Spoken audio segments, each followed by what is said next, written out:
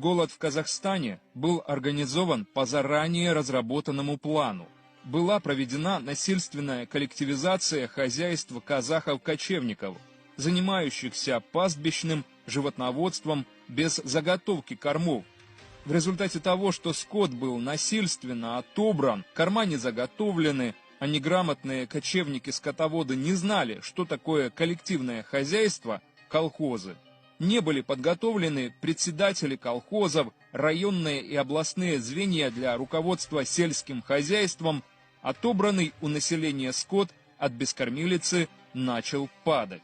Поскольку кочевники-скотоводы, каким было почти все казахское население, не имели хлеба, а главной их пищей были мясомолочные продукты, то, оставшись без пищи, они начали умирать от голода.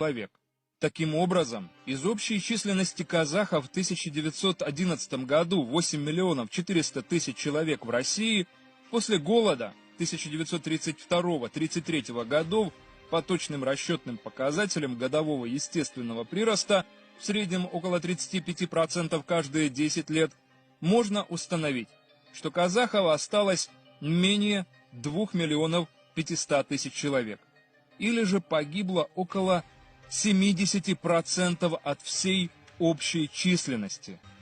Многие отказывались верить этим фактам, но Сталин и его окружение устраивали геноцид не только казахов, но и других народов – чеченцев, ингушей, балкаров, крымских татар, корейцев, калмыков, немцев Поволжья, украинцев и других. Несмотря на страшный голод, Сталин настаивал на продолжении экспорта хлеба в страны Европы.